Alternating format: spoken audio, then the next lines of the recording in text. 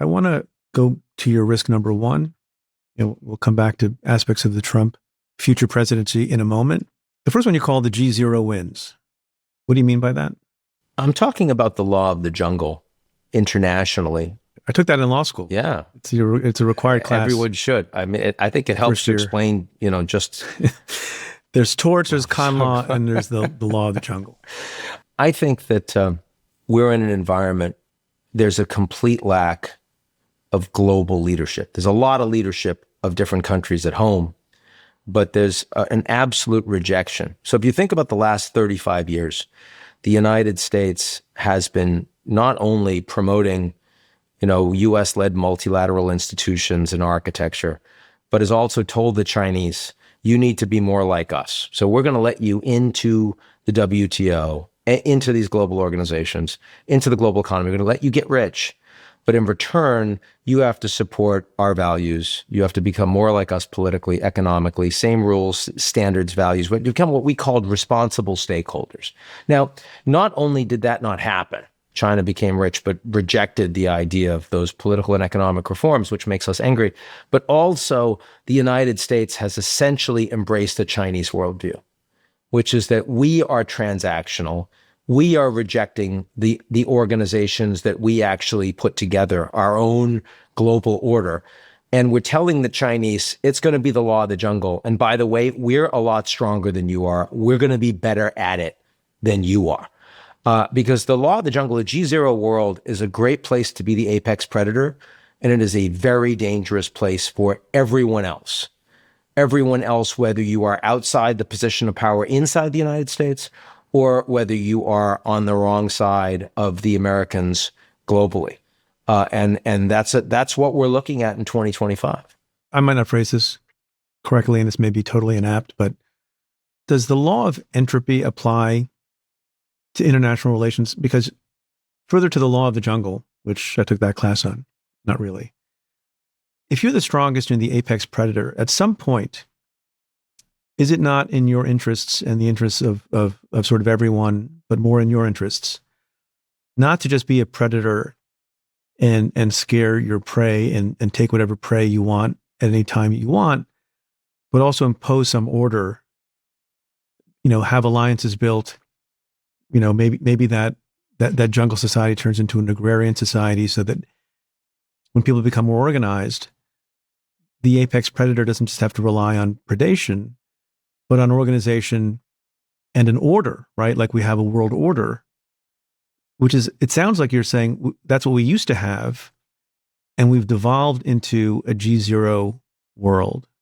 Does that make any sense? Clearly, what Trump is saying, and I'm not sure he'd articulate it in this theoretical way, but it is reflecting in his sensibilities, his instincts, and his policies, is that he doesn't like a global order, even led by the U.S., which constrains the Americans to, engage in rules and provide support that we shouldn't. Because once you establish an order, even if you're the most powerful member of that order, you got to live by it. You got to live by it, yeah. And instead, what he wants is a hub and spoke system where everybody provides their alliances, but they're basically, these countries are providing fealty to the United States.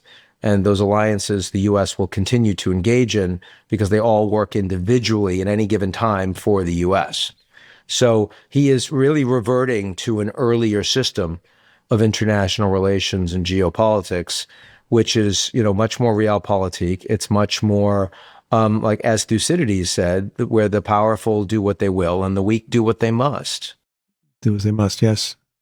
I definitely read Thucydides in college. Not in school. Putting aside whether or not that's good for the globe, as a notable globalist that you are, Ian. Yeah. Let the record reflect you're shaking your head. Globalism has failed, but that's okay. Sorry for that slur. Yeah, the other reason he's that way is it suits his personality and it's aligned with his experience in business. Yeah. I mean, that's what he's done his entire life. It's all transactional. He's going to sell you He'll sell whoever an apartment for more money. That's what he knows how to do. He's not a coalition builder. But is that model that you're describing, is that, if you're thinking only about American interests, is it the better model for America? And if so, is that true in the short term, medium term, long term, or indefinitely? I think it's clearly going to work for Trump in the short term. Does it work for America? I think it'll work for America in the short term because the U.S. is in such a strong position of power. It will not work for America and Americans in the long term for a few reasons. First, because Trump is not able to ensure continuity of his policies and ideas beyond 4 years of Trump, might not even be able to do it beyond 2 years, depending on what happens in the midterms. And that will allow other countries to have considerably more flexibility in how they respond to what will then be a weakened global order. So that's one point. A second point is that we are increasingly in an environment where our challenges and our opportunities are increasingly global. Climate is, a global challenge. Although climate's not on your list. Well, it's a 1-year list. We can get into that. Why? I mean, it is on the list actually as a herring for 2025. But it's always a question of what's the most interesting thing to say about a 50-year problem, in a 12-month slice. And you want to say something that's interesting and that reflects the politics and what people are and aren't thinking that year. So we can talk about that if you like.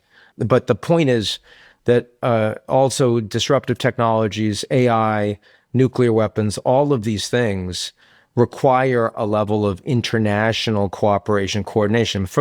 We've had state governments. We've existed in this global system of individual sovereignties of large territories for over 500 years now, but not forever.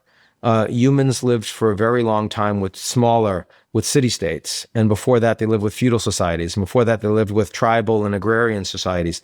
And the mode of governance expanded over time as technological progress both required it and created opportunity for it. I would argue that we are towards the end of the utility of a purely nation-state model because this is a new time for humans. Right, but is that an evolution or a devolution? It is an evolution, but it is not one that comes easily. When the balance of power outstrips and is no longer aligned with the institutions and the rules of the road that you've established for an order, there are three things that can happen. You can either reform your existing institutions to better reflect the world today, and some of that is happening. That's why NATO's getting stronger. You can create new institutions that better reflect the challenges and opportunities we have today, and that's happening to a degree in climate change with the COP summits, for example, and happening outside of just states. You've got financial institutions and multinational corporations and civil society engaging in that, too slowly, but it's happening. Or you can go to war. Or you can just blow stuff up. And all three are happening, but there is a lot more energy in the latter than there is in the first two right now, which makes this an unsustainable geopolitical trajectory.